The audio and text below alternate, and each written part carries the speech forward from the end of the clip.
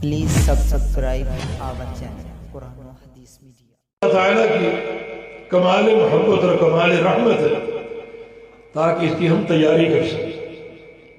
میں اپنے آپ سے بھی پوچھوں اور آپ بھی اپنے آپ سے پوچھیں کہ اب تک ہم نے اس مرحلے کی کیا تیاری کی، وزن اعمال کے مرحلے کی کیا تیاری کی۔ وہ تیاری کیا ہے ہم آگے ذکر کریں گے۔ دوسری حکمت جو ہے وہ اعمال کو تول کر اللہ تعالیٰ قیامت کے دن اپنے عدل کو قائم کرے گا، کمال عدل۔ کوئی بندہ اعتراض نہ کر سکے۔ اگر کوئی بندہ جہنم میں جا رہا ہے تو کوئی اشکال پیش نہ کر سکے گا مجھے جہنم میں کیوں ڈالا گیا، کہ تم نے خود اپنے گناہ بھی دیکھے، اپنی نیکیاں دیکھی، وزن تم نے خود دیکھ لیا کہ تمہارے گناہ کیا ہیں، کتنے ہیں، اور وہ نیکیوں پر غالب آ گئے۔ یہ اللہ تعالیٰ کے کمال عدل کا اس بات ہے، کوئی بندہ اعتراض نہ کر سکے گا۔ اور پھر یہ بھی حکمت ہے کہ جنت میں جانے والے مختلف ان کے درجات ہوں گے۔ جنت کے 8 دروازے ہیں، سب سے اعلیٰ جنت جنت الفردوس ہے، اور یہ میزان کا وزن ثابت کرے گا کہ کون جنت الفردوس کا مستحق ہے، کون نچلے طبقے کا مستحق ہے، کون اوپر کے طبقے کا مستحق ہے، کیونکہ جنت میں بھی درجات ہوں گے۔ نبی علیہ السلام کی ایک حدیث ہے کہ ان اہل الجنہ لیتراؤون غرفا فوقہم، کہ جنت میں جنت والے اپنے اوپر محلات کو دیکھیں گے جیسے آج دنیا میں زمین پر رہنے والے آسمان کے ستاروں کو دیکھتے ہیں۔ جنت میں وہ بھی ہیں اور جنت میں یہ بھی، کتنا فرق مراتب ہے۔ تو ایک بندہ نیچے ہے، ایک بندہ اوپر ہے، اور فرق آسمان اور زمین کے برابر۔ تو یہ فرق اس کے سامنے اس وقت واضح ہوگا جب اس کے اعمال تولے جائیں گے، اور یہ میزان کا وزن ظاہر کرے گا کہ تو کس درجے کا مستحق ہے، تیرا محل کہاں ہونا چاہیے، کتنی بلندی پر ہونا چاہیے۔ جو فرق مراتب ہے جنت کا، وہ فرق مراتب کی حجت بھی مرحلہ میزان میں ثابت ہوگی، جب یہ میزان اعمال کو تول کے سامنے رکھ دے گا کہ یہ اس بندے کی نیکیاں ہیں اور یہ ان نیکیوں کا درجہ اور مقام۔ تو گویا میزان کا مرحلہ اللہ تعالیٰ کے کمال عدل کا اثبات ہے، کمال عدل کا اثبات۔ اب جو تیسری بات ہے کہ اللہ تعالیٰ اعمال کیوں تولے گا، یہ بڑا اہم نقطہ ہے۔ اگر یہ اہم نقطہ ہم سمجھ لیں تو مجھے اپنے کراچی کے سفر کی قیمت وصول ہو جائے گی کہ اللہ تعالیٰ اعمال کو تول کر اپنا عدل کیوں ثابت کرے گا۔ نیکیاں ان کا حساب گن کر بھی لیا جا سکتا ہے۔ نمازیں کتنی ہیں؟ 5۔ اس کی عمر کتنی ہے؟ 60 سال۔ اب 60 سال کی نمازیں چیک کرو، اس پوری ہے یا نہیں، یعنی دن میں 5 نمازیں، 60 سال اس کی عمر ہے، نمازیں اس نے پوری پڑھی یا نہیں پڑھی، گن لو، حساب ہو جاتا۔ روزے کتنے ہیں؟ ہر سال رمضان کے 30 یا 29 روزے، 60 سال اس کی عمر ہے، اس عمر کے مطابق اس کے روزے چیک کرو۔ زکوٰۃ کتنی فرض ہے؟ 2.5%۔ اتنا اس کا مال تھا، سرمایہ تھا، اس سرمایہ کے مطابق اس کی زکوٰۃ کے ایک ایک پیسے کو گنو تو سارے اعمال گنتی گئے۔ حج ایک فرض، ایک حج فرض ہے، تو گن کر اعمال کا حساب ہو سکتا ہے اور ہوگا، اعمال کی گنتی ہوگی، مگر ان اعمال کو تولا کیوں جائے گا؟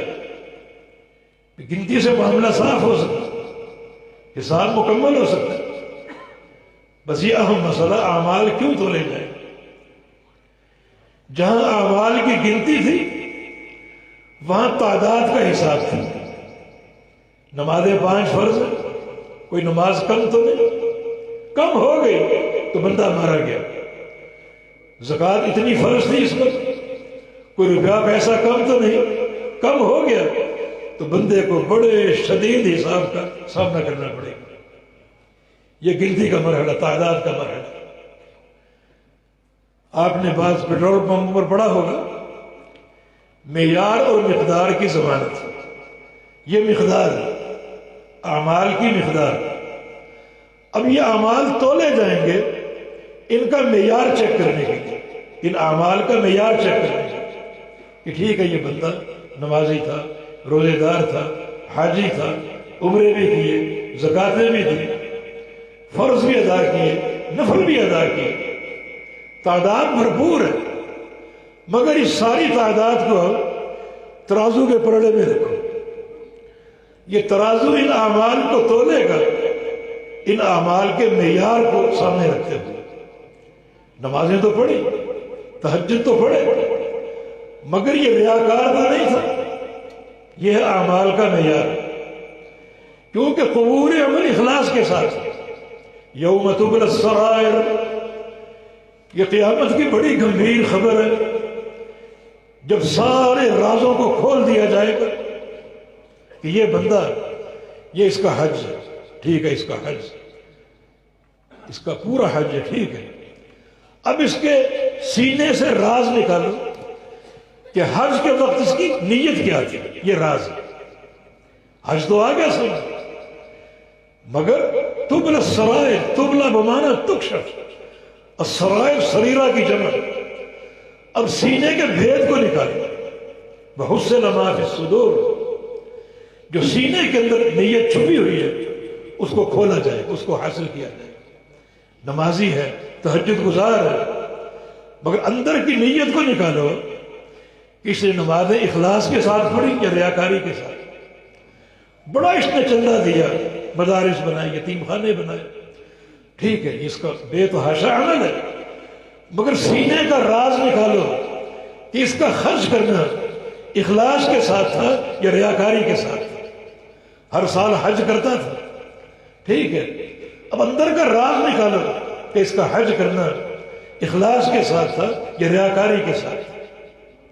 یاد رکھو، اگر اس عمل میں ریاکاری سامنے آ گئی تو یہ میزان اس پورے عمل کو وزن کے قابل نہیں سمجھے، ٹھکرا دے، ختم. وہ عمل میزان میں موجود ہے مگر وزن کوئی نہیں، کیونکہ اخلاص سے خالی. کہ عمل کی قیمت اخلاص کے ساتھ، اخلاص مفقود ہے. میرا ریاکار ہر ہفتے عمرے کرتا تھا دنیا کو دکھانے کے لیے، ڈھیروں یہ نیکی موجود ہے، وزن کوئی نہیں کیونکہ اخلاص نہیں. رسول اللہ صلی اللہ علیہ وسلم کی حدیث ہے، رب سمین لا یدن عند اللہ جناح بعوضہ، کہ قیامت کے دن بہت سے موٹے تازے بھاری بھرکم لوگ لائے جائیں گے نیکیوں کے ساتھ. اللہ فرمائے گا اس موٹے تازے انسان کو میرے میزان میں ڈال دو، دیکھیں اس کا کتنا وزن ہے، اس کے اعمال کا، اس کے حج ہیں، اس کے روزے ہیں، اس کی زکاتیں ہیں، دیکھیں کتنا وزن. وہ موٹا انسان اپنی نیکیوں کے ساتھ جب تولا جائے گا اس کا وزن ایک مچھر کے بر کے برابر میں نہیں. وہ سارا وزن کہاں؟ یہ دنیا کا ترازو نہیں. دنیا کے ترازو میں جو چیز ڈال دو اس کا وزن آپ کے سامنے کھول دے گا. جو وزن ہو، 10 من لوہا ہے، 10 من اناج ہے، وہ تول کے دکھا دے گا. اخروی ترازو اس سے مختلف ہے، اس میں بڑے بڑے بھاری بھرکم عمل ہوں گے.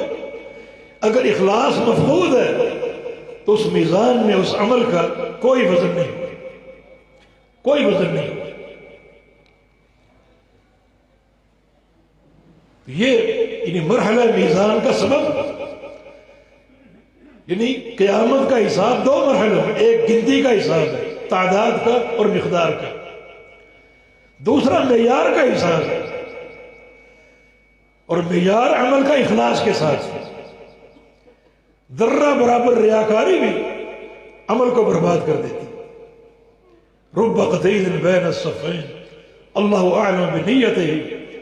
بعض اوقات ایک انسان میدان جہاد میں جاتا ہے، صف اول میں کھڑا ہے، دشمن سے لڑ رہا ہے، لڑتے لڑتے زخموں سے چور ہوا، اپنا پورا خون بہا دیا اور قتل ہو کر گر گیا. ہم کہتے شہید ہو گئے، مگر رسول اللہ صلی اللہ علیہ وسلم نے فرمایا کہ اللہ اعلم بنیتہ، اس کی نیت کیا تھی وہ اللہ جانتا ہے. عمل ظاہری موجود ہے گھر سے نکلنا، سواری پر آنا، اپنا مال لے کر آنا اور لڑنا صف اول میں اور بھاگنا نہ، دشمن کو پشت نہ دکھانا، حتیٰ کہ وہیں قتل ہو کر گر جانا، عمل بہت بڑا ہے، لیکن اصل بات اندر کی نیت کی ہے۔ اللہ اس کی نیت کے حال کو جانتا ہے۔ اگر اس کا یہ سارا معاملہ اللہ کی رضا کے لیے ہے، اخلاص کی بنیاد پر ہے، تو اللہ تعالیٰ اس نیکی کو ایسا قبول کرے گا کہ زمین پر گرنے سے پہلے اللہ تعالیٰ اس کو اس کا جنت کا محل دکھا دے گا۔ خون کا قطرہ بعد میں گرے گا، سارے گناہ پہلے بخش دیے جائیں گے۔ وَيُجَارُ مِنْ عَذَابِ الْقَبْرِ، اس کو قبر میں عذاب نہیں ہوگا، بلکہ يُشَفَّعُ فِي 70 مِنْ أَقَارِبِهِ، اللہ کے ایسا اس کا مقام ہوگا کہ اللہ تعالیٰ اس کو 70 افراد کی شفاعت کا موقع دے گا۔ یہ تمہارا خاندان ہے، دوست احباب ہے، جن کی چاہو 70 افراد کی شفاعت کی، 72 حوریں اس کے نکاح میں دی گئی۔ عمل شہادت کا، اخلاص کا۔ اور اگر ریاکار یہ سارا اس کا عمل اپنی شجاعت کا بھرم قائم کرنے کے لیے، بہادری کی دھوم قائم کرنے کے لیے، تو اللہ تعالیٰ نبی علیہ السلام کی حدیث کے مطابق وَأَوَّلُ مَنْ يُسْجَرُ عَلَيْهِ النَّارِ، جو قیامت کے دن سب سے پہلے جہنم کو بھڑکایا جائے گا، جلایا جائے گا، 3 افراد ہوں گے، ان میں سے ایک یہ شہید ہے جو میدان میں گیا، لڑا بھی۔ اللہ پوچھے گا کیا عمل کیا؟ جواب دے گا قاتلت فی سبیلک حتی قتلت، تیری راہ میں جہاد کیا حتیٰ کہ شہید ہو گیا۔ فرشتے کہیں کہ کذبتا کذبتا، جھوٹ بولتا ہے، اگر تو شہید ہوتا تو اس لسٹ میں تیرا نام ہوتا، تیرا تو یہاں کوئی نام نہیں۔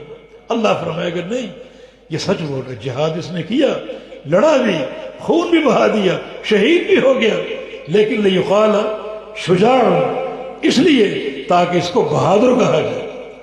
اپنی جوانی، اپنی شجاعت کی دھوم دنیا پر ثابت کرنے کے لیے یہ ریاکار تھا۔ اب اس کا کیا انجام ہے؟ اسحبوا بہ الی النار، اس کو ٹانگوں سے پکڑو اور چہرے کے بل گھسیٹتے ہوئے لے جاؤ اور جہنم میں ڈال دو۔ یہ وہ شخص ہے جس پر سب سے پہلے جہنم کی آگ کو بھڑکایا جائے گا۔ یہ مرحلہ میزان، اس میں اعمال کو رکھا جائے گا، اور اس میزان میں صلاحیت ہوگی کہ صرف اس عمل کا وزن ظاہر کرے گا جو عمل اخلاص کے ساتھ ہوگا۔ ریاکاری ہوگی تو اس عمل کا کوئی وزن نہیں۔ دوسری چیز جو اس مرحلہ میزان کا معیار ہے وہ ہے عمل کا مطابق ہونا کس کے؟ غور کرو اس پر۔ عمل مطابق ہونا چاہیے کس کے؟ قوم برادری کے، باپ دادا کے، پیر و مرشد کے، اپنے اماموں اور پیروں کے؟ نہیں، صرف اور صرف اور پھر صرف مطابق ہونا محمد الرسول اللہ صلی اللہ علیہ وسلم کی سنت کا۔ یہ میزان چیک کرے گا۔ بلکہ امام لالکائی رحمہ اللہ جناب حذیفہ کی ایک روایت لائے جو موقوف ہے مگر مرفوع کے حکم میں، کہ صاحب المیزان جبریل علیہ السلام، بڑی بھیانک خبر ہے کہ میزان پر جس فرشتے کی ڈیوٹی ہوگی اعمال کو ڈالنے کے لیے، وہ سید الملائکہ روح القدس جبریل امین ہو، امین وحی۔ جس سے زیادہ دین کو جاننے والا کون ہے؟ جس سے بڑا قرآن و حدیث کا عالم کون ہے؟ جس سے بڑھ کر پیغمبر علیہ السلام کی سنت کی معرفت کس کو حاصل؟ جبریل امین نہیں جانتے کہ امام حنیفہ کا قول کیا ہے، امام شافعی کا فتویٰ کیا ہے، فلاں کی قوم برادری کیا کہتی ہے، فلاں کے باپ دادا کیا کرتے رہے، نہ اس کی کوئی قیمت ہے۔ وہ تو ایک ہی حقیقت جانتے ہیں کہ جو آسمانوں سے وحی لے کر آیا، جو محمد مصطفیٰ کے قلب ادر پر اتاری، میں تو اس وحی کو جانتا ہوں۔ اب وہ اعمال رکھے جائیں گے، ڈالے جائیں گے، تو اعمال کا وزن کب بنے گا؟ جب وہ مطابق ہو اللہ کے حبیب کی سنت کے اور آپ کے طریقے کے۔ میں یہاں تحدیث نعمت کروں گا، وَأَمَّا بِنِعْمَةِ رَبِّكَ فَحَدِّثْ، کہ اس سعادت کے سچے اہل جو ہیں وہ اہل الحدیث ہیں۔ اہل الحدیث ہیں جن کا منہج یہ ہے کہ اس وقت تک کوئی کام نہیں کرنا جب تک وہ پیارے پیغمبر کی سنت سے ثابت نہ ہو. ثابت نہیں ہے، چاہے وہ عمل سونے اور چاندی کا ہو، اس کو جوتے کی نوک سے ٹکرا دینا ہے. اور اگر ثابت ہے تو پھر وہ کام کرنا ہے کیسے؟ جیسے اللہ کے پیغمبر نے کیا. یہ ہمارا منہج، ہمارا عقیدہ ہے، ہمارے عمل کا حصہ ہے، عمل کی روح ہے یہ. تو صاحب میزان جبریل امین ہو گئے. جن سے بڑا سنت کا عالم کون ہو سکتا ہے؟ امین وحی. کس قدر یہ نیکیوں کا امتحان ہے میری اور آپ کی. اس لیے اس جو ایک معیار ہے، اس معیار کو قائم رکھنے کے لیے ایک تو اخلاص کی حفاظت کرو، دوسرا عمل کی روح کو پہچانو. اور عمل کی روح یہ ہے کہ وہ اللہ کے پیارے پیغمبر کے طریقے اور آپ کی سنت کے مطابق. اگر یہ روح موجود ہے، یاد رکھو ایک ذرہ پہاڑ بن جائے گا. اور اگر یہ روح موجود نہیں ہے تو ایک پہاڑ کی قیمت ایک ذرے کے برابر بھی نہیں ہوگی. ایک اللہ کے پیغمبر کے صحابی عبداللہ بن مسعود رضی اللہ عنہ بڑے دبلے پتلے لاغر تھے، بہت ہی نحیف. ایک بار صحابہ ان کی پتلی پنڈلیاں دیکھ کر ہنسنے لگے، مذاق اڑانے لگے. نبی علیہ السلام بھانپ گئے، فرمایا کیوں ہنس رہے ہو؟ کہا کہ من دقت ساقی ہے، عبداللہ بن مسعود کی پنڈلیاں دیکھ کر ہنس پڑے، اتنی پتلی، اتنی باریک. فرمایا کہ لہما اثقل فی المیزان من احد. میرے عبداللہ کی یہ دو پنڈلیاں جب قیامت کے دن اللہ کے میزان میں ڈالی جائیں گی تو یہ دو پنڈلیاں احد پہاڑ سے بھاری ہوں گی. یہ وزن کہاں سے آ گیا؟ ادھر بھاری بھرکم انسان اپنے اعمال کے ساتھ ڈالا گیا، مگر مچھر کے پر کے برابر وزن نہیں. ادھر یہ صرف دو پنڈلیاں، باقی جسم نہیں. جو ان کے سجدے کا مقام ہے اور جو نیکیوں کا مقام ہے، انفاق فی سبیل اللہ، وہ نہیں. صرف یہ دو پنڈلیاں اللہ کے میزان میں ڈالی جائیں گی اور احد پہاڑ سے بھاری ہوں. احد پہاڑ، جنہوں نے دیکھا ہو مدینہ منورہ میں اس پہاڑ کی شان کو اور اس کے طول و عرض کو. ہم نے ایک بار گاڑی پر چکر لگایا، آدھے گھنٹے میں یہ فاصلہ طے ہوا. اتنا بڑا پہاڑ، صرف یہ دو ٹانگیں عبداللہ کی احد پہاڑ سے برابر نہیں بلکہ احد پہاڑ سے بھاری ہوگی. کیوں؟ کیونکہ عمل کا معیار موجود، معیار اخلاص کی حفاظت اور اللہ کے حبیب کی سنت کی مطابقت، یہ معیار.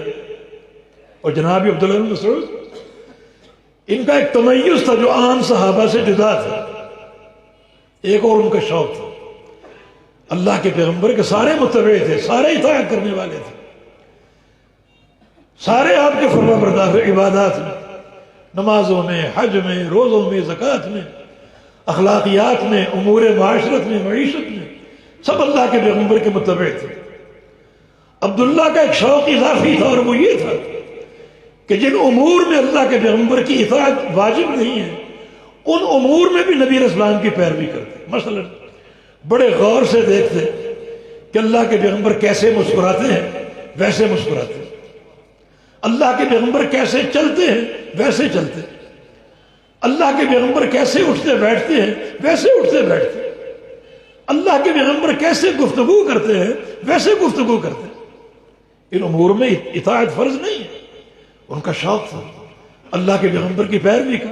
کان اقرب الناس من النبی صلی اللہ علیہ وسلم ہدیا ودلا وسمتا، یہ ان کا تمیز تھا. تو یہ کیوں نہ شرف ان کو ملے، اتباع کا یہ شوق. یہ دو پتلی ٹانگیں احد پہاڑ سے بھاری ہوں گی. یہ وزن عمل کے ساتھ ساتھ اخلاص اور اتباع کا. خالی عمل کی قیمت نہیں، خالی عمل کا مقام آپ نے سن لیا، اخلاص سے خالی ہے یا پیغمبر علیہ السلام کی سنت کی اتباع سے خالی ہے تو مچھر کے پر کے برابر بھی نہیں ہے. 100 سال کی نیکیاں.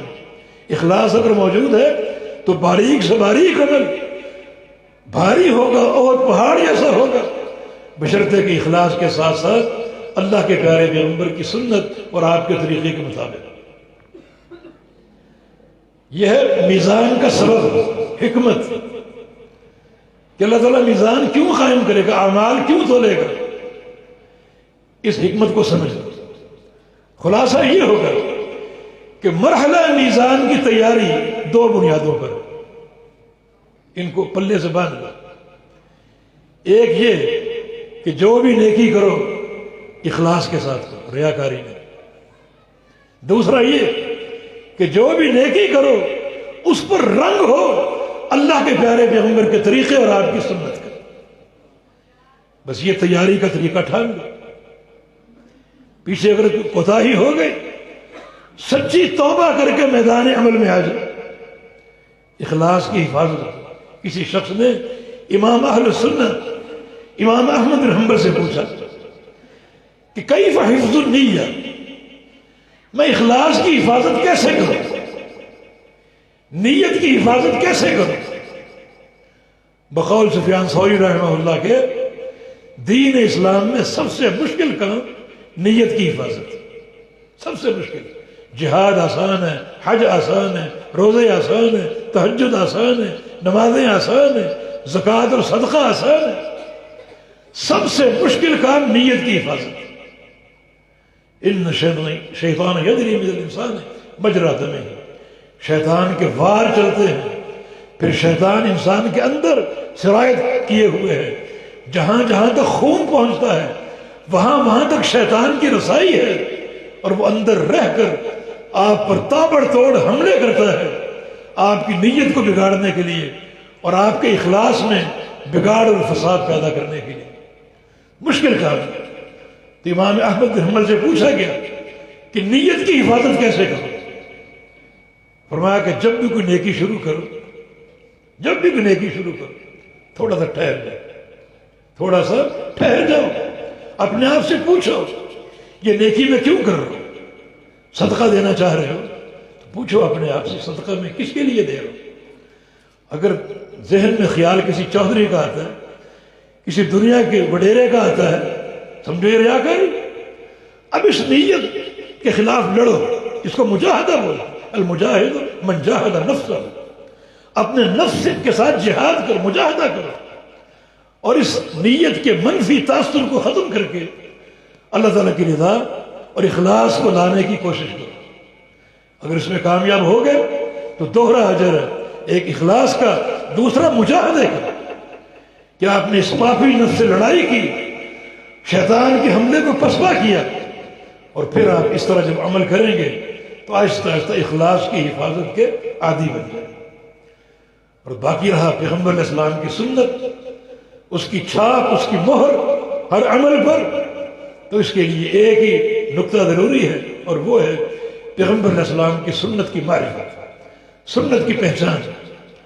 سنت کی معرفت کے لیے میرے دوستوں اور بھائیوں سب سے اقرب راستہ ایک تو طلبہ ہیں جو 8 سال کے مدارس میں گزارتے ہیں، بخاری شریف پڑھتے ہیں، صحیح مسلم، ابو داؤد، نسائی، ترمذی، ابن ماجہ، موطا امام مالک، مشکات، بلوغ المرام، دارمی کتابیں پڑھتے ہیں، اور سنتوں کے خزانے ان کے سینوں میں جمع ہو جاتے ہیں۔ لیکن عامت الناس جو ہیں وہ سنت کی معرفت کے لیے علماء سے رابطہ رکھیں، علماء کی محبت اپنے سینوں میں پالیں، علماء سے رجوع ہو، روزانہ ملاقات کریں، علماء کے دروس اور ان کی مجالس میں بڑے شوق سے سامنے آ کر بیٹھیں اور سنیں۔ جتنا آپ چل کر آئیں گے علماء کی مجالس کی طرف اور قریب بیٹھنے کی کوشش کریں گے، اتنا وہ سفر اس عالم کی طرف نہیں ہوگا بلکہ اللہ کی طرف ہوگا۔ صحیح بخاری کی حدیث، اوا الی اللہ فآواہ اللہ الیہ، وہ شخص اللہ کے پیغمبر کے قریب آیا سننے کے لیے، کچھ قدم بڑھا کر، فرمایا کہ اس کا بڑھنا اللہ کی طرف تھا، اللہ نے اس کو اپنے ساتھ ملا لیا، اپنی رحمت کے ساتھ جوڑ لیا۔ شیخ الاسلام ابن تیمیہ فرماتے ہیں علماء کی مجالس کیا ہے؟ اگر کسی کو شوق ہو اپنی دنیا کی زندگی میں جنت کو دیکھنے کا تو علماء کی مجالس کو دیکھ لے۔ علماء کی مجالس جو ہیں وہ در حقیقت اس زمین کی پشت پر اللہ تعالیٰ کی جنت کے ٹکڑے ہیں اور جنت کے باغیچے۔ یہ بات شیخ کی اپنی طرف سے نہیں بلکہ حدیث سے، صحیح بخاری کی حدیث سے ماخوذ ہے۔ نبی علیہ السلام کا ارشاد گرامی اذا مررتم بریاض الجنہ فارتعوا، اگر تم جنت کے باغیچے کے پاس سے گزرو تو کچھ کھا پی کر گزرو۔ صحابہ نے پوچھا یا رسول اللہ جنت کے باغیچے کیا ہیں؟ فرمایا کہ حلق الذکر، یہ ذکر کی مجلس ہے، قرآن کا ذکر، حدیث کا ذکر، اللہ کے حبیب کی سنتوں کا ذکر، اللہ کی توحید کا ذکر، کتاب و سنت کی تعلیم، یہ مجالس جنتیں ہیں، جنت کے باغیچے ہیں۔ ضرور بیٹھو، ضرور کھاؤ اور پیو، یہ جنت کی نعمتیں آپ کھا رہے ہیں۔ یہ یعنی سنت کی معرفت کا یہ یعنی عامت الناس کے لیے ایک راستہ، علماء سے محبت ہو، علماء سے تعلق ہو، لیکن علماء ربانی جن کے سینے واقعتاً کتاب و سنت کے نور سے منور، جو بدعت سے دور ہوں، اہل بدعت سے دور ہوں، کیونکہ بدعتی انسان جو ہے اللہ تعالیٰ کا سب سے بڑا دشمن، سب سے بڑا، وشر الامور محدثاتها، سب سے بدترین چیز دنیا کی بدعت ہے، سب سے بدترین چیز، کیونکہ بدعتی انسان جو ہے دراصل اللہ تعالیٰ کو چیلنج کر رہا ہے، سینہ تان کر اللہ تعالیٰ کے ایک دعوے کی تردید کر رہے ہیں، جو اللہ فرماتا ہے الیوم اکملت لکم دینکم، کہ آج میں نے دین مکمل کر دیا۔ بدعتی کہتا ہے کہ مکمل کیا، کہاں کیا؟ مکمل تو میں نے کی، اس میں فلاں نقص تھا، فلاں کمی تھی جو میں نے دور کی، میرے بزرگوں نے دور کی، میرے مشائخ نے دور کی۔ اس سے بڑا کوئی اللہ تعالیٰ سے معاذرائی کرنے والا ہو سکتا؟ ایسے لوگ کسی محبت کے مستحق نہیں، کسی مداحنت کے مستحق نہیں، کسی توقیر اور عزت اور تعمیر اور تکریم کے مستحق نہیں، بلکہ حقیقی جو ربانین علماء ہیں، جن کے دل اللہ کی خشیت سے بھرے ہوں، جو دنیا کے ڈاکو نہ ہوں، جن کی نگاہ دنیا پر ہوتی ہے کہ ان کثیرا من الاحبار والرهبان لیاکلون اموال الناس بالباطل ویصدون عن سبیل اللہ۔ ایمان والو خبردار ہو جاؤ، بہت سے مولوی آئیں گے، تمہارا مال بھی لوٹیں گے اور تم کو دین سے بھی دور کر دیں گے، سچی بات نہیں بتائیں گے۔ سچی بات بتانی ہو تو مال نہیں ملتا۔ دین کا تعارف کیا ہے؟ دین الید العلیٰ خیر من الید السفلیٰ، یہ ہاتھ اس ہاتھ سے بہتر ہے۔ دین اپنے ماننے والوں کو بکاری نہیں بناتا، بھیک منگا نہیں بناتا، ان کے اندر ایک غیرت ایمانی پیدا کرتا ہے، ایک غیرت سے ان کے سینوں کو بھر دیتا ہے۔ خرچ کر کے خوش ہوتے ہیں، مانگ کر سوال کر کے خوش نہیں ہوتے۔ تو یہ لوگ ان سے چکرنے ہو جاؤ، یہ دین کے بھی ڈاکو ہیں اور دنیا کے بھی ڈاکو۔ تو مرحلہ میزان کی تیاری اخلاص کی حفاظت کے ساتھ ہو اور پیارے پیغمبر کی سنت کی مطابقت کے ساتھ ہو۔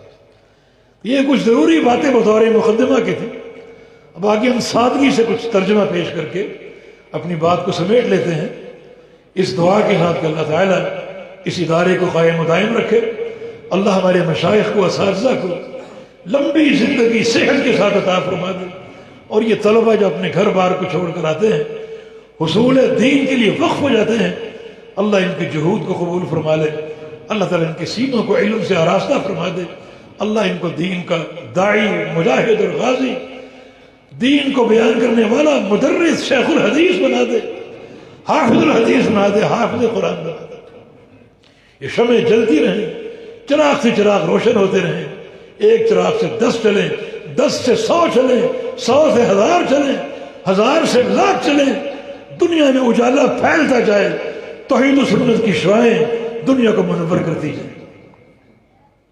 امام بخاری فرماتے ہیں باب قولہ تعالی، یہ باب قرآن کی ایک آیت پر قائم ہے، وَنَضَعُ الْمَوَازِينَ الْقِسْطَ لِيَوْمِ الْقِيَامَةِ، نَضَعُ کا معنی نحضر، کیونکہ میزان بن چکا ہے، تیار ہے، اس بنے ہوئے میزان کو ہم حاضر کریں گے۔ جب دنیا جمع ہو جائے گی حساب و کتاب کے لیے، سارے جو مراحل ہیں حساب و کتاب کے تیار ہوں گے، تو اللہ تعالیٰ میزان کو لائے گا اور اپنی مخلوق کے مابین اس کو نصب کر دے گا، دنیا دیکھے گی اور پہچان جائے گی اس خطرناک مرحلے کا ہم نے سامنا کرنا، بالکل اکیلے تنہا ہم نے سامنا کرنا۔ چنانچہ ہم اس عدل کے میزان کو قائم کر دیں گے، حاضر کر دیں گے۔ یہ میزان عدل ہے، لفظ عدل جو یہ موازین کی صفت ہے، موازین کی صفت العدل، لفظ عدل جو ہے اگر اس کی حقیقت ہم جان لیں تو رونگٹے کھڑے ہو جائیں ہمارے، واقعی ہم رونے بیٹھ جائیں کہ یہ میزان عدل ہے، دنیا کا ترازو نہیں ہے، دنیا کا ترازو نہیں ہے، عدل کا میزان۔ اس کا جو وزن ہے، وزن وہ کسی کمی بیشی کے ساتھ نہیں ہوگا بلکہ بھرپور اللہ کے عدل کے ساتھ ہوگا، اور اللہ کے عدل میں ایک ذرہ برابر بھی کمی بیشی نہیں ہوگی۔ جو بندہ جس چیز کا مستحق ہے وہ اس کو ملے گی، وہ اس کو حاصل ہوگا۔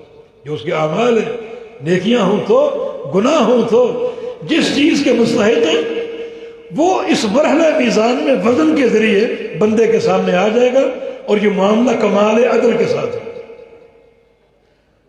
اللہ تعالیٰ جب عدل کرے گا کون بچے گا، کون محفوظ رہے گا؟ دو چیزیں، ایک اس کا عدل ہے، ایک اس کا فضل ہے۔ دعا کرو کہ اللہ تعالیٰ ہمیں اپنے فضل کا مستحق بنا دے۔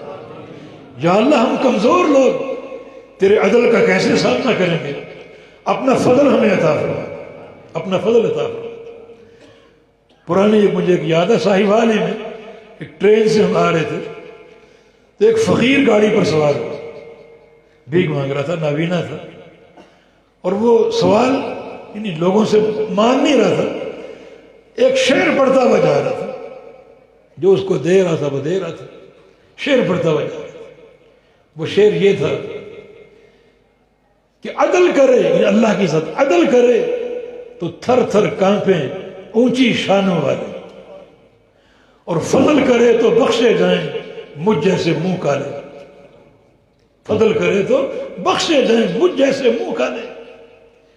یا اللہ ہم کمزور بندے تیرے فضل کی بھیک مانگتے ہیں، ہمارے ساتھ اپنے فضل کا معاملہ فرما دے، فضل کا معاملہ۔ اور یقیناً اللہ کے بندوں جب توحید کی پختگی ہوگی، اخلاص کی حفاظت ہوگی، اور سنت رسول کی اتباع کا ذوق اور شوق ہوگا تو یقیناً فضل کا معاملہ ہوگا، یقین فضل کا معاملہ ہوگا۔ اس لیے فہم توحید کے لیے تیار ہو جاؤ، اخلاص کی حفاظت کے لیے تیار ہو جاؤ، اور پیارے پیغمبر کی سنت کی مطابقت جو ہے اس کے لیے بھرپور شوق اپنے اندر پیدا کر لو، یقیناً اللہ کا فضل ہم کو حاصل ہوگا۔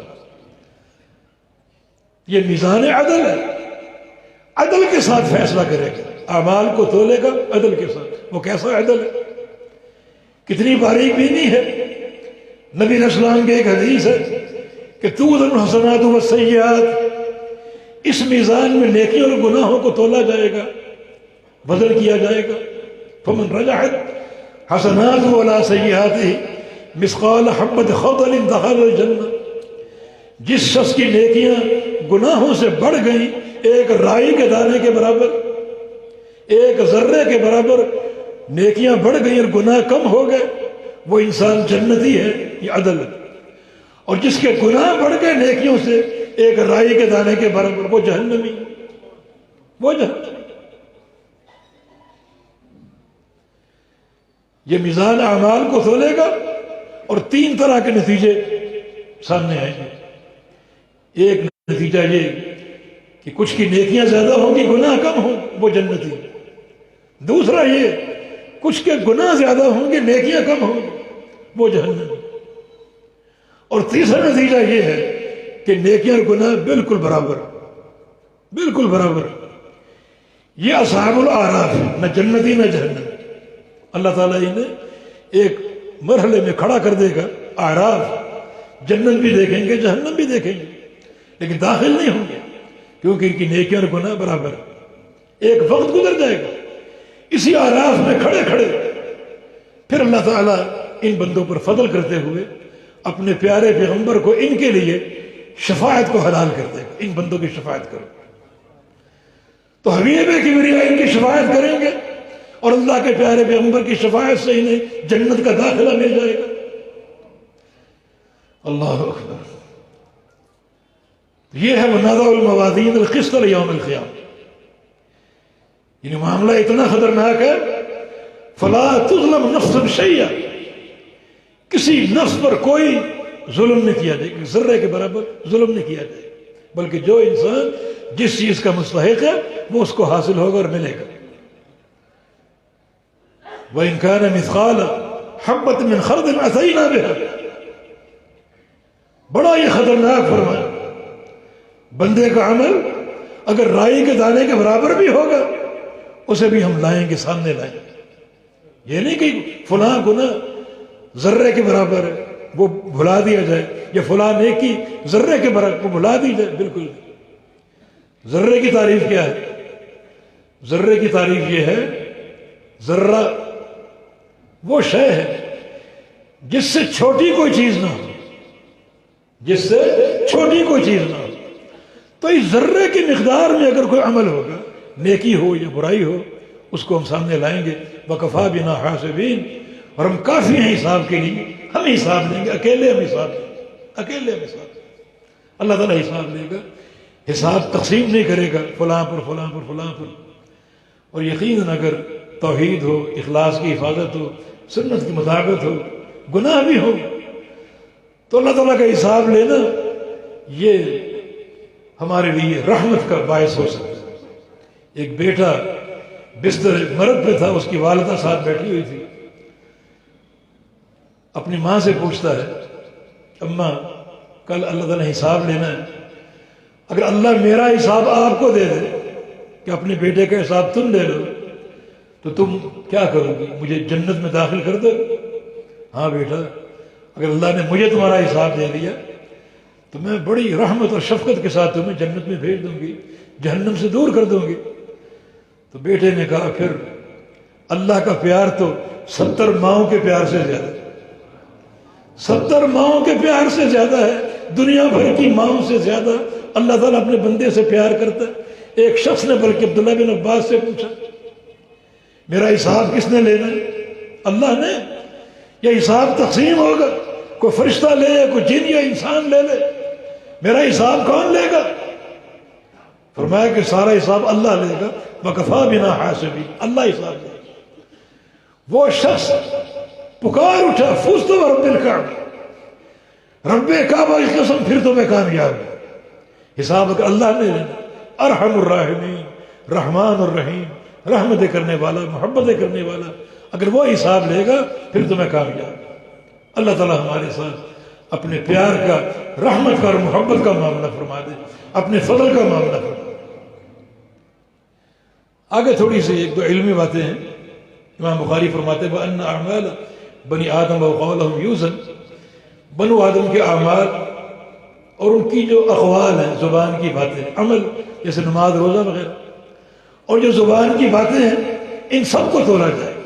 وہ زبان کی باتیں کچھ بھی ہوں، قرآن کی تلاوت کر لیں، ذکر و اذکار کر لیں، کسی کو گالی دے دیں، کسی کی غیبت کر دیں، زبان کی ہر بول کو تولا جائے، ہر بول کا وزن ہو۔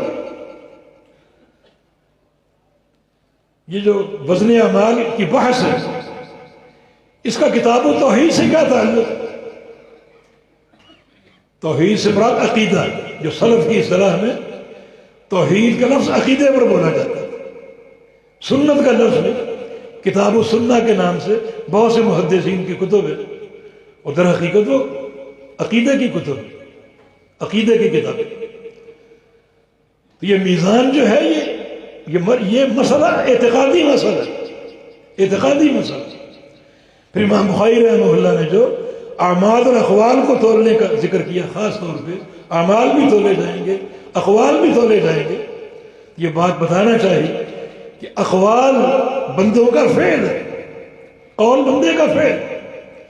بندہ قرآن پڑھتا ہے، یہ قرآن کلام الرحمن ہے، اللہ کی صفت ہے، لیکن بندے کا پڑھنا بندے کا عمل ہے، اس لیے اس کو تولا جائے گا، اس کا اجر ملے گا، اس کو تولا جائے گا۔ ان قرآن کا وزن نہیں ہوگا، بلکہ قرآن کی تلاوت کا وزن ہے۔ ایک ہے تلاوت اور ایک ہے مطلوب، مطلوب قرآن ہے اور تلاوت آپ کا عمل ہے۔ ایک ہے لفظ اور ایک ہے ملفوظ، ملفوظ قرآن ہے اور لفظ آپ کا عمل ہے، اور ایک ہے کلام متکلم کلام کرنے والا اور ایک جس کا کلام کیا جائے. قرات اور مخرو اللہ کا کلام اور قرات آپ کا عمل. تو یہ جب اقوال تولے جائیں گے تو بندے کا قرآن پڑھنا بندے کا عمل ہے. وہ لفظ بالقرآن مخلوق ایک بحث چلی تھی، علمی بحث ہے. امام احمد بن حنبل کا قول ہے جس نے یہ عقیدہ رکھا لفظ بالقرآن مخلوق وہ جہمی. دراصل وہ سمجھانا یہ چاہتے ہیں کہ یہ الفاظ نہ کہے جائیں، ان الفاظ سے عامت الناس کو دھوکہ ہوتا ہے. علماء تو سمجھ جاتے ہیں لفظ بالقرآن مخلوق کا معنی، لیکن عامت الناس نہیں سمجھ پاتے. اس لیے انہوں نے یہ شدید حکم اس پر بیان کیا کہ یہ جہمیت ہے، تاکہ ایسا جملہ کوئی استعمال ہی نہ کرے.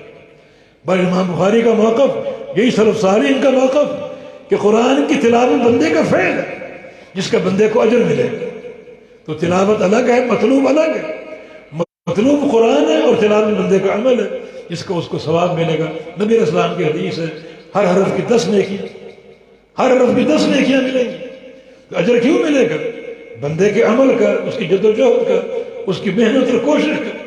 تو بندے کے ہر عمل کو، چاہے وہ عمل کا تعلق جسم کے ساتھ ہو، اعضاء کے ساتھ ہو یا زبان کے ساتھ ہو، ہر عمل کا وزن ہوگا، تولا جائے گا اور اس کے مطابق جو نتیجہ ظاہر ہوگا بندے کا حساب و کتاب مرتب ہوگا.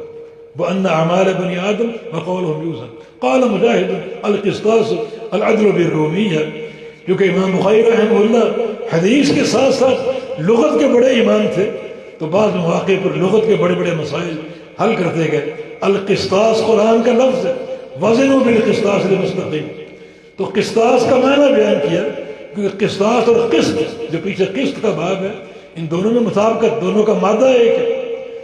فرماتا ہے کہ یہ اصل میں رومی لفظ ہے، رومی زبان کا، اور اس کا معنی عدل ہے. اس کا معنی عدل ہے، رومی زبان کا لفظ ہے. جسٹس آج بھی بولتے ہیں انصاف کو، عدل کو.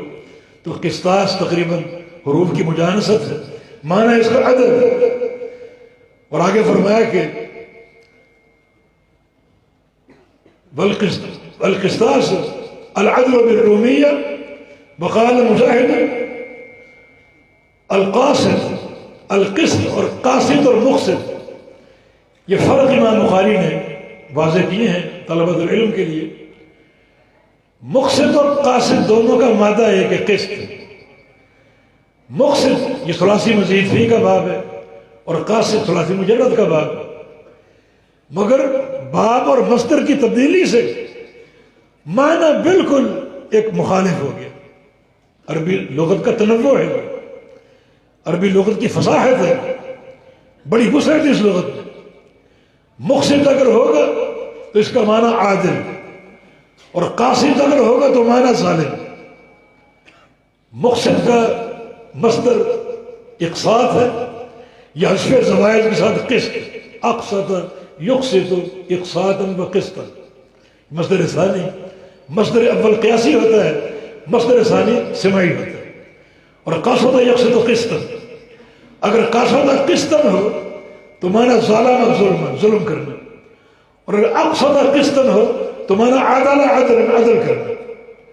اگر آپ نے صرف پڑھی ہو، یہ میزان الصرف وغیرہ یا دیگر صرف کی کتب جن میں خاصیات ابواب بیان ہوتے ہیں، تو باب افعال کا خاصہ اعطاء ماخذ، یعنی صیغہ، اس صیغے کا ماخذ جو ہے وہ دے دینا کسی کو. اور ثلاثی مجرد کے ابواب کی جو خاصیات ہیں ان میں سے ایک خاصہ سلب ماخذ ہے. تو قاصد قسطا اگر سلب ماخذ ہے تو مانا سالب منہ قسطہ ہو، یہ ظلم ہے، اس کا حصہ اسے چھین لیا، یہ ظلم ہے.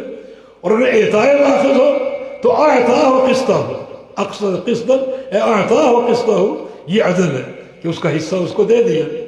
تو باہر کہ عربی لغت کی ایک فصاحت کہ مادہ ایک ہی ہے مگر مصادر اور باب کی تبدیلی سے معنی تبدیل ہو گیا. اقسط بمعنی عدل اور قصد بمعنی ظلم. آگے حدیث امام بخاری لائے ہیں اپنے شیخ احمد بن اشکاب سے روایت کی، اور یہ حدیث امام بخاری نے 3 مشائخ سے اس کا سماع کیا ہے، اور تینوں سند صحیح بخاری میں موجود ہیں. کتاب الدعوات میں زہیر بن حرب کی روایت سے ہے باقی سند وہی ہے. اور کتاب الایمان والنذور میں قتیبہ بن سعید کی روایت سے ہے، باقی سند وہی ہے.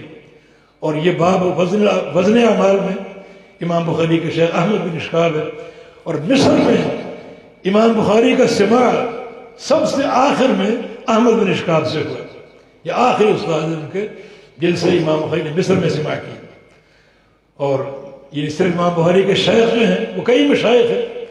بخاری میں 3 مشائخ سے ان کی روایت ملتی ہے. آگے سند میں غرابت ہے، آگے سند میں غرابت ہے. احمد بن اشکاب، زہیر بن حرب اور قتیبہ بن سعید، یہ 3 محدث آگے ایک ہی شیخ سے روایت کرتے ہیں اور وہ ہے محمد بن فضیل. آگے محمد بن فضیل کا ایک ہی شیخ ہے عمارہ بن قعقاع. عمارہ بن قعقاع کا بھی ایک ہی استاد ہے ابو زرع. ابو زرع کا بھی ایک ہی استاد ہے ابو ہریرہ. تو سند کے چاروں طبقات میں غرابت ہے. اس حدیث کو کیا کہا جائے کہ اصطلاحی اعتبار سے غریب یا فرد مطلق غریب کہا جائے گا. غریب کا معنی ضعیف نہیں ہوتا، ضعیف نہیں ہوتا. وہ کراچی میں ایک جماعت تھی، جماعت المسلمین، اس کے بانی، کیونکہ علم تو پڑھا نہیں تھا، تو ایک جگہ حدیث کا حکم لگاتے ہیں کہ اس کو امام ترمذی نے غریب تک کہنا گوارا نہیں کیا. وہ سمجھتے ہیں کہ غریب وہ حدیث ہوتی ہے جس کے پلے کچھ نہ ہو. نہیں، غریب محدثین کی اصطلاح میں وہ حدیث ہوتی ہے جس کی سند کے کسی طبقے میں ایک راوی، صرف ایک راوی. وہ راوی اگر ثقہ ہے تو حدیث صحیح، وہ راوی اگر ضعیف ہے تو حدیث ضعیف. تو صرف غرابت ضعف نہیں ہے، بلکہ غرابت کے مقام کی آپ نے تحقیق کرنی. اب چاروں طبقات میں غرابت، چاروں طبقات میں غرابت. احمد بن اشکاب کا شیخ محمد بن فضیل ثقہ ہے، محدثین کی توثیق موجود ہے. پھر ان کا شیخ عمارہ بن قعقاع ثقہ ہے، ان کا شیخ ابو زرع ثقہ ہے. اور اگر صحابی رسول، تو یہ غرابت مضر نہیں ہے، بلکہ جہاں تفرد ہو اگر وہاں توثیق محدثین کی موجود ہے تو وہ حدیث ثقہ ہے، صحیح. بلکہ بعض ایسے مقام پر غرابت ہوتی ہے کہ وہ غرابت یعنی کئی محدثین کی جماعت پر بھاری ہوتی. امام زہری کا قول ہے، امام زہری فرماتے ہیں کہ میں نے 70 حدیثیں ایسی روایت کی ہیں جن میں یعنی سند میں اس طبقے میں غرابت ہے، مانا تفرد ہے. امام زہری نہ صرف یہ کہ حافظ اور متقن اور ثقہ راوی تھے، بلکہ ثقات کے بھی ثقہ اوثق ثقات اور انتہائی اتقن، انتہائی احفظ. یہ غرابت بڑی خوبصورت چیز ہے. تو امام بخاری کی آخری حدیث میں غرابت ہے، یعنی چاروں طبقات میں تفرد ہے، مگر چونکہ چاروں راوی ثقہ ہیں اس لیے غرابت مضر نہیں. ابو ہریرہ رضی اللہ عنہ اس حدیث کے راوی ہیں، فرماتے ہیں کہ قال النبی صلی اللہ علیہ وسلم، اللہ کے نبی نے فرمایا. ابو ہریرہ محدث امت 5575 روایتیں ان کی ہم تک پہنچی. اس سے زائد بھی ہو سکتی، اتنا اللہ کے پیغمبر کا علم ہم تک منتقل کیا. اور ان میں سینکڑوں حدیث صحیح بخاری میں، سینکڑوں صحیح مسلم میں. دنیا پڑھ رہی ہے، اساتذہ پڑھا رہے ہیں، طلبہ پڑھ رہے ہیں، آگے روایت کر رہے ہیں، امت پڑھ بھی رہی ہے، سن بھی رہی ہے، عمل بھی کر رہی ہے. اور یہ سارا ثواب جیسے امت کو ملے گا ویسے ابو ہریرہ کے کھاتے میں بھی جائے گا. اندازہ کریں کتنا ثواب. اس لیے پیغمبر علیہ السلام نے ایک بار دیکھا ابو ہریرہ کو، بے ساختہ اب کہہ اٹھے، اللہم احب عبدک ھذا و امہ واحببہما الی عبادک المؤمنین. یا اللہ اس بندے سے تو محبت فرما، اسے اپنا محبوب بنا لے، اس کی ماں سے بھی محبت فرما، اور ان دونوں کو قیامت تک کے لیے اپنے مومن بندوں کا محبوب بنا دے. یہ حدیث بھی اہل الحدیث کے لیے شرف. ابو ہریرہ سچی محبت کرنے والے اہل الحدیث. باقی جتنے فرقے ہیں ان سب فرقوں کے مناہج میں اس صحابی کے بارے میں کچھ نہ کچھ جھول موجود. سچی محبت اہل الحدیث کرتے. تو اس بشارت کا مصداق بھی اہل الحدیث ہے. یا اللہ ان بندوں کو اپنا محبوب بنا لے اور ان کی محبت قیامت تک صرف ان بندوں کے دل میں ڈال دے جو سچے مومن ہیں، سچے مومن. یہ ابو ہریرہ رضی اللہ عنہ اس حدیث کی روایت کر رہے ہیں. قال النبی صلی اللہ علیہ وسلم، نبی علیہ السلام نے ارشاد فرمایا کلمتان، دو جملے، یہ کلمہ ویسے کلمہ اصل لفظ مفرد کو بولتے مگر یہاں مراد جملہ ہے، وَكَلِمَةٌ بِهَا كَلَامٌ قَدْ يُؤَمُّ، صاحب الفیہ نے کہا ہے تو دو جملے یہ کلمتان، یہ خبر مقدم اور موصوف ہے، آگے اس کی 3 صفات، یہ خبر موصوف ہے 3 صفات کے ساتھ، اس کو مقدم کیا تاکہ خبر کے اوصاف آپ کو بتائیں، مبتدا کو بعد میں ذکر کریں، ان اوصاف کو سن کر آپ کے دل میں شوق پیدا ہو مبتدا کو سننے کا۔ دو جملے، حبیبتان الی الرحمن، رحمان کو بڑے پیارے ہیں۔ جب یہ اتنی بات آپ سنیں گے یقیناً آپ کے دل میں شوق پیدا ہوگا، وہ 2 جملے جو میرے رب کو پیارے ہیں وہ میں جلدی سنوں۔ وہ کیا 2 جملے؟ پھر ساتھ ساتھ خفیفتان علی اللسان، زبان پر ہلکے، رحمان کو پیارے ہیں تو ہو سکتا ہے بڑا بھاری عمل ہو، بڑا بھاری عمل، لیکن نہیں، عمل بھی ہلکا اور شوق بڑھے گا۔ اچھا، یعنی اللہ کو پیارے، عمل بھی آسان اور ہلکا، تو اور شوق پیدا ہوگا سننے کا۔ پھر تیسری صفت آ گئی، اور وہ کیا ہے؟ ثقیلتان فی المیزان، میزان میں بڑے بھاری ہوں گے، میزان میں بڑے بھاری ہوں گے۔ کتنا شوق بڑھ گیا، یعنی قیامت کا حساب، وزن اعمال کا مرحلہ، اور اگر ایسے کلمے مل جائیں جو میزان میں بھاری ہوں، یقیناً ہر بندے کا شوق ہوگا ان کو حاصل کرنے کا، سننے کا، ان کو یاد کرنے کا، پڑھتے رہنے کا۔ جب رحمان کو محبوب ہیں، ہم ان سے محبت کریں گے، ہمیں رحمان کی محبت حاصل ہوگی۔ پھر زبان پر ہلکے ہیں تو ہلکے ہونے کا معنی جلدی ان کو یاد کریں، جلدی کریں، تاخیر نہ کریں۔ بلکہ ہلکے کہنے میں ایک اور نقطہ بھی ہے، بچوں کی زبان ہلکی ہوتی، نومولود بچے پیدا ہوئے، 6 مہینے کا، 8 مہینے کا، سال کا، چھوٹے چھوٹے کلمے وہ بولنے کے قابل ہوتا ہے۔ اللہ کے پیارے پیغمبر کا فرمانا ہے کہ یہ 2 کلمے زبان پر ہلکے ہیں، اس میں ترغیب ہے آپ سب کے لیے کہ اپنے بچوں کو یاد کریں۔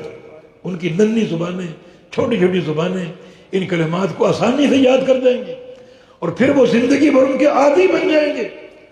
اور پھر یہ تیسرا شرط جو ہے، رحمان کو محبوب اور میزان میں بھاری، یہ ہم سب کے حساب کا ذکر، مرحلہ میزان، ان 2 کلمات میں تولا جائے گا، بڑا ان کا وزن ہوگا، بڑا یہ کلمات اس پلڑے کو بوجھل بنا دیں گے، وزنی بنا دیں گے۔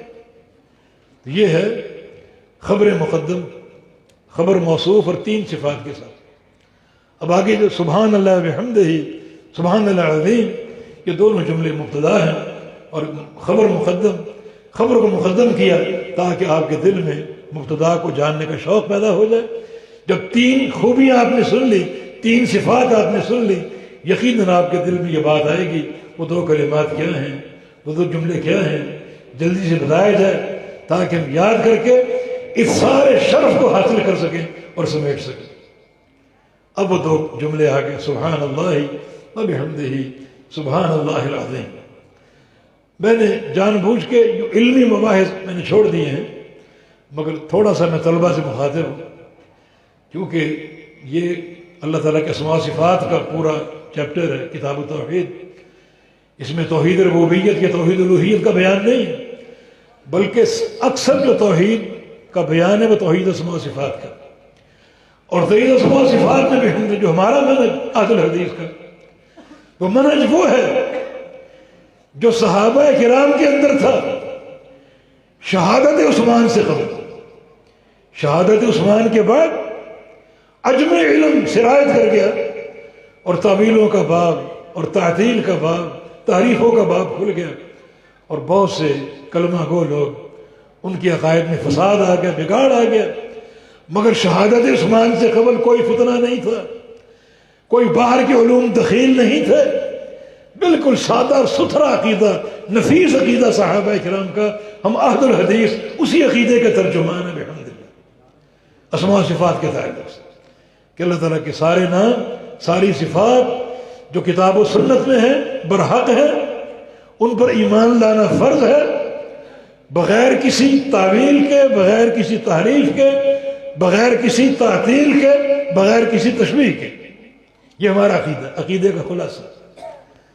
اللہ تعالیٰ کا جو بھی نام ہے صفت سے خالی نہیں ہے، بات یاد رکھو. اور جو بھی صفت ہے وہ اس نام کا ترجمہ ہے. کوئی نام معنی سے خالی نہیں. الرحمن اللہ کا نام، بہت بڑا نام. اس کے ناموں کا مقام اپنے ذہن میں محفوظ رکھو. یہ تعظیم اور تبجیل جو ہے اللہ کی رضا کا باعث بنے گی. سیب وہ ہے امام النحو، امام اللغہ. جب اس کا انتقال ہوا تو کسی بندے کو خواب میں نظر آیا، کسی شاگرد کو. پوچھا ما فعل بک ربک، رب تعالیٰ نے آپ کے ساتھ کیا سلوک کیا؟ سیبوے نے کیا جواب دیا؟ غفر لی، اللہ نے مجھے بخش دیا میرے صرف ایک جملے کی بنا پر. جو میں نے ایک جملہ لکھا ہے نا اللہ تعالیٰ کی ذات کے بارے میں، وہ ایک ہی جملہ میری بخشش کا ذریعہ بن گیا. اور وہ جملہ یہ تھا کہ اللہ وہ نام ہے جو علم الاعلام ہے. صرف علم نہیں بلکہ سارے ناموں کا سردار ہے، سارے ناموں کا علم، علم الاعلام. اللہ نے اسی جملے پر میری بخشش فرمائی. تو اس کے اسماء و صفات کی تعظیم یہ سیکھو. تو یہ پورا جو چیپٹر ہے یہ کتاب التوحید کا اسماء و صفات کا باب ہے. اب یہ آخری حدیث جو ہے اس میں بھی بہت سی صفات کا ذکر جن پر ہمارا ایمان. اب کلمتان حبیبتان الی الرحمن، چھوٹے سے جملے میں 3 صفات. کلمتان، کلمتان کا معنی اللہ کے یہ کلمے ہیں، معنی اللہ متکلم ہے، صفت کلام سے متصف ہے. اور حبیبتان اللہ ان کلمات سے محبت کرتا ہے، معنی اللہ تعالیٰ صفت محبت سے متصف، محبت کرنے والا ہو. الی الرحمن، وہ رحمان ہے، معنی رحمت والا. رحمان اس کا نام ہے، رحمت اس کی صفت ہے جو رحمان کا ترجمہ ہے. کوئی نام ترجمے سے خالی نہیں. یہ ہمارا عقیدہ ہے. متشابہات میں سے نہیں ہے، ہر نام ترجمے کے ساتھ ہے، معنی کے ساتھ. ہاں کیفیت متشابہات میں سے، ہر نام کا معنی معلوم ہے، کیفیت معلوم نہیں. یہ ہمارا عقیدہ ہے. اسماء صفات میں خلاصہ. اب ہمارا ان تینوں پر ایمان ہے. اللہ تعالیٰ متکلم ہے، کلام فرماتا ہے جب چاہے. کلام کرنا اس کی صفت فعلی ہے، جب چاہے جو چاہے کلام فرمائے. اللہ محبت فرماتا ہے. اللہ تعالیٰ رحمان ہے. یہ تینوں اس کی صفات ہیں. رحمان اس کا علم ہے اور یہ علم صفت کے ساتھ ہے. رحمت ہمارا ایمان. اور جن کا ایمان ہو نتیجہ انہیں کو ملے گا.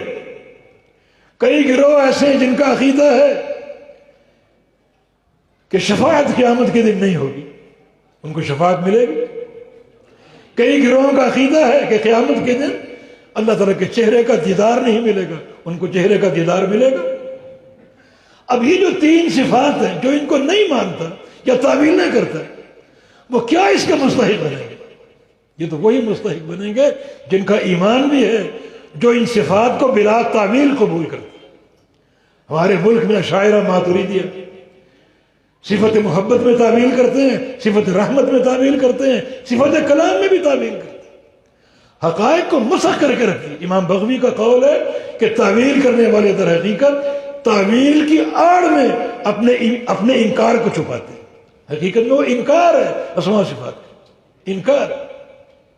میں کہوں کہ میں اس گلاس کو مانتا ہوں، مان لیا. آپ پوچھیں یہ گلاس کس چیز کا ہے، میں کہوں کہ لوہے کا، تو میں نے اس کو مانا. میں نے تو اس کی حقیقت مسخ کر دی. اگر آپ صفات کو بظاہر مانتے ہیں، حقائق کو مسخ کر کے تو آپ نے نہیں مانا. قرآن بار بار اللہ تعالیٰ کے 2 ہاتھوں کا ذکر کر رہا ہے. ہمارا ایمان، کچھ لوگ ہاتھوں کو مانتے ہیں مگر قدرت اور قوت کے معنی تو مانا، مسخ کر دیا انہوں نے، حقیقت تو مسخ کر دیا. اللہ تعالیٰ کے ہاتھ ثابت ہے، حق ہے. کیسے؟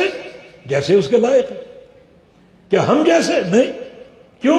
لیس کمثلہ شیء، وہ تشبیہ سے پاک ہے. پھر کیسے؟ جیسے اس کو لائق ہے. ہمارے ہاتھ کیسے ہیں؟ جو ہمارے قابل ہیں. اس کے ہاتھ کیسے؟ جو اس کے لائق ہے. مشابہت نہیں. خالق اور مخلوق کی مشابہت کیسے ہو سکتی؟ مشابہت تو مخلوق کے مابین نہیں. چونٹی کا ہاتھ اور ہاتھی کا ہاتھ ایک جیسا؟ چونٹی بھی مخلوق ہے، ہاتھی بھی مخلوق. سورج کی روشنی اور آپ کی اس بتی کی روشنی، وہ بھی روشنی یہ بھی روشنی ایک جیسی۔ مخلوقات میں تشبیہ نہیں ہے، خالق اور مخلوق میں تشبیہ کیسے ہو سکتی؟ اس لیے اللہ تعالیٰ کے اسماء و صفات پر ایسا ایمان لاؤ، ایسا حق ہے اللہ تعالیٰ کی محبت کو حاصل کرنے کا ذریعہ ہے، اس کے پیار کو کمانے کا، اس کی تعظیم کو پہچانو، اس کے وقار کو پہچانو، اس کے اسماء و صفات پر صحیح معنی میں ایمان لاؤ، یقیناً اس کی محبت حاصل ہوگی، اور یقین جو فضل ہے جس کے اس کے وعدے ہیں وہ حاصل ہوں گے اس ایمان والے عقیدے کے ساتھ۔ اب کلام لفظی نہیں، کلام نفسی۔ اللہ تعالیٰ کلام نہیں کر سکتا، کیوں نہیں کر سکتا؟ کلام کرنے کے لیے ہم کئی چیزوں کے محتاج ہیں، ہونٹ چاہیے، زبان چاہیے، حلق چاہیے، کچھ حروف حلقی ہیں، کچھ حروف ہونٹوں سے ادا ہوتے ہیں، کچھ زبان سے ادا ہوتے ہیں، تو مختلف حروف ہیں۔ پھر اللہ تعالیٰ بھی ہونٹوں کا، زبان کا محتاج۔ لا حول ولا قوة۔ یہ بات تب کہو جب عقیدہ یہ ہو کہ اللہ کا کلام مخلوق کے کلام جیسا ہے۔ یہ عقیدہ تو ہے ہی نہیں، لیس کمثلہ شیء، اس بات کی پہلی کڑی تشبیہ سے پاک۔ اللہ تعالیٰ محتاج کیسے ہو سکتا؟ اس پر لمبی بحث ہو سکتی، لیکن ہم ایک دو مثالیں دیتے ہیں۔ اللہ کے پیارے پیغمبر کی حدیث ہے صحیح بخاری میں، انی لأعلم حجر کان یسلم علی قبل ان ابعث، میں ایک پتھر کو جانتا ہوں، مکہ مکرمہ میں ہے وہ، میرے نبی بننے سے پہلے مجھے وہ سلام کیا کرتا تھا، جب بھی پاس سے گزرا پتھر سے آواز آتی السلام علیک یا محمد۔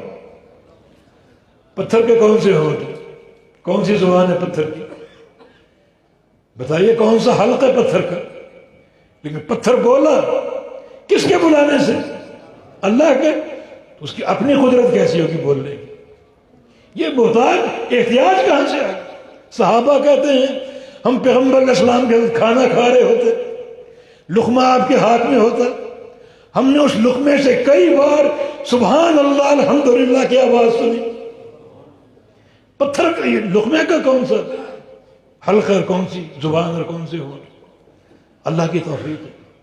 یہ کلام کو کلام لفظی نہیں مانتے، کلام نفسی کی تعویل کر کے صفت کی حقیقت کو بگاڑ دی۔ بھی آگے حبیبت محبت، وہ صفت محبت سے متصف نہیں مانتے۔ بھی جہاں بھی محبت کی صفت کا ذکر ہے اس کا معنی ارادہ انعام، ارادہ انعام۔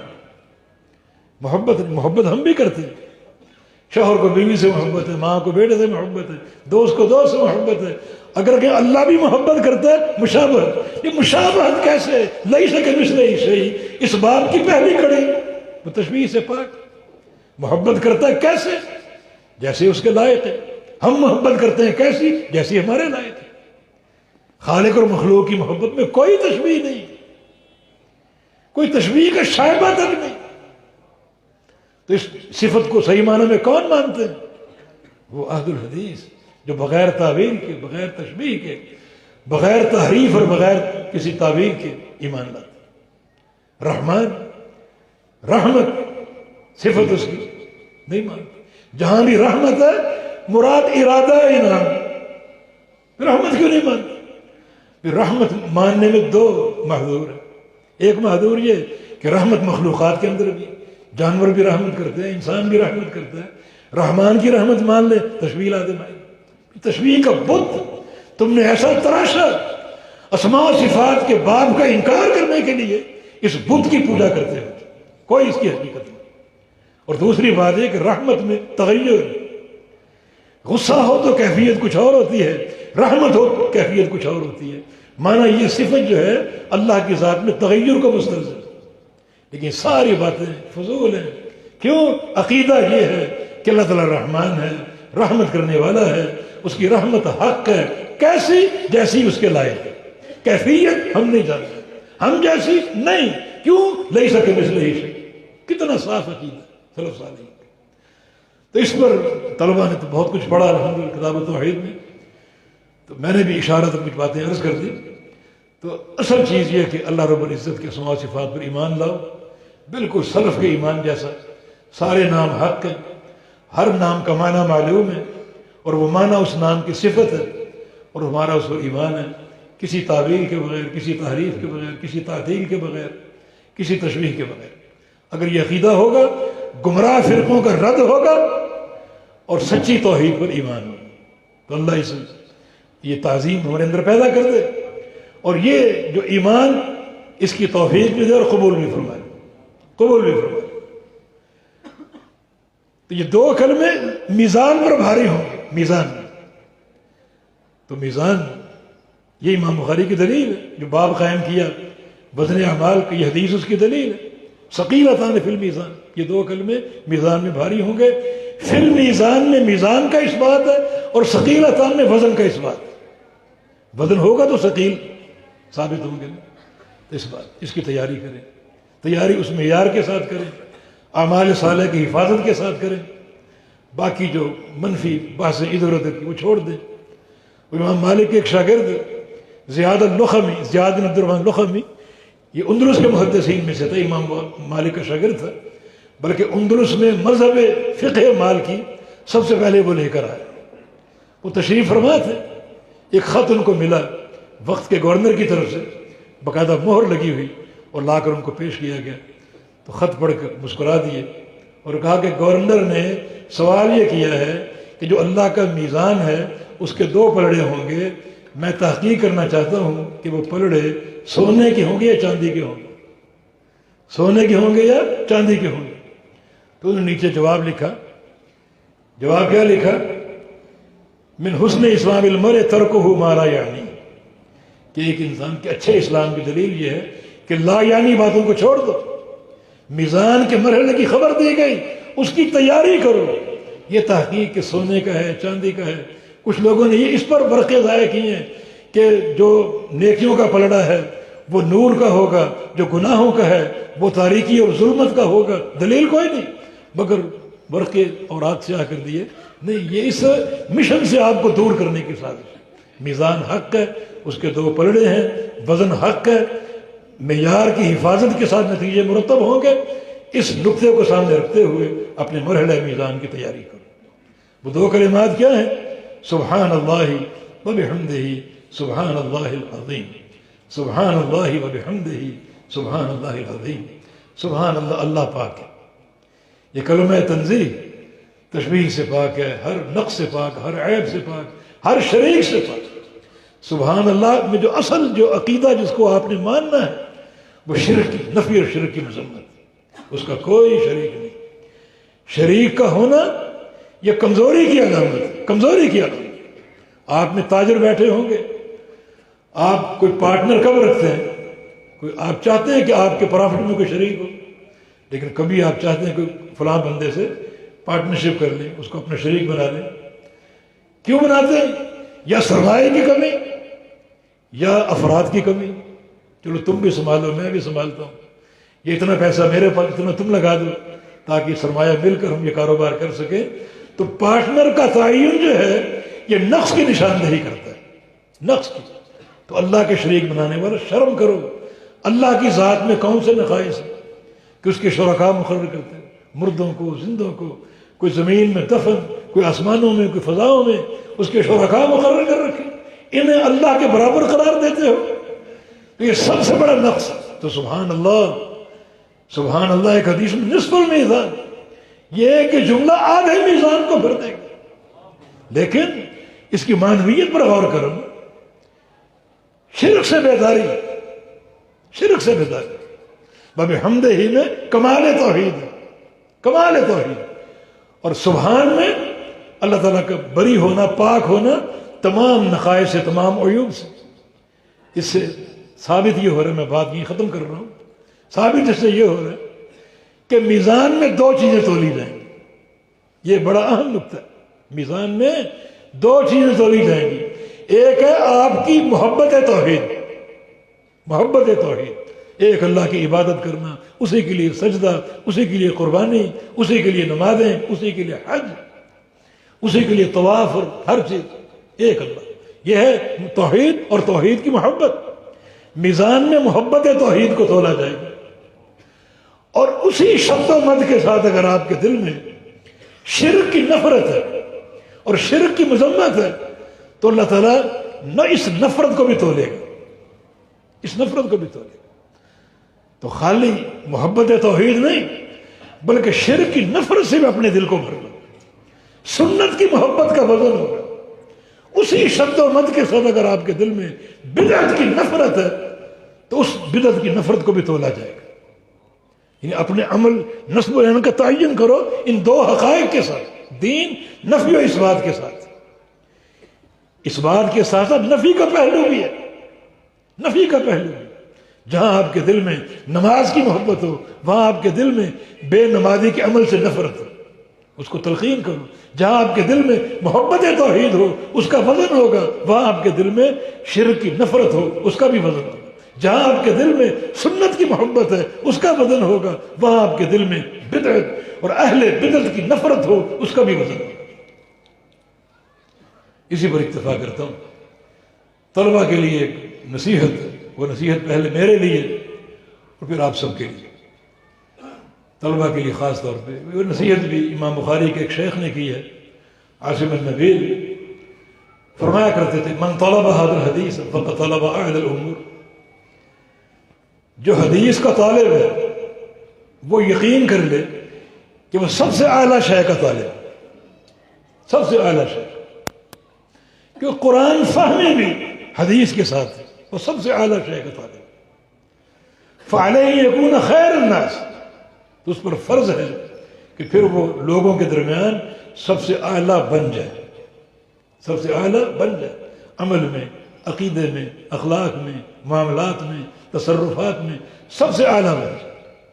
اس کے ہر عمل میں، ہر حرکت میں خوشبو آئے حدیث کی اور پیغمبر علیہ السلام کی سنت کی. ہر عمل مہکتا ہو پیغمبر علیہ السلام کی سنتوں کی خوشبو کے ساتھ، سنتوں کے حسن کے ساتھ یہ خوشبو نظر آنی چاہیے. تو تم سب سے اعلیٰ شے کے طالب ہو، سب سے اعلیٰ بن جاؤ. سب سے اعلیٰ بننے کے لیے عقیدہ، عمل، منہج، ان تمام چیزوں کو سیکھو. اللہ کے بندو حاصل کرو. منہج بھی آپ کو سب سے اعلیٰ ہونا چاہیے اور یہ بڑا اہم اور ضروری نقطہ ہے. اللہ پاک آپ کو توفیق دے، آپ کے سینے کھول دے. اللہ تعالیٰ ہم سب کو ہدایت دے اور اللہ رب العزت اپنا فضل ہم کو عطا فرما دے اور اللہ رب العزت ہم سب کو توفیق دے دین کے ساتھ تعلق کی. اللہ ہمیں اپنی رضا عطا فرما دے، رحمت اور محبتیں عطا فرما دے. بارک. دعوت قرآن و سنت اپنی یہ پہچان ہے.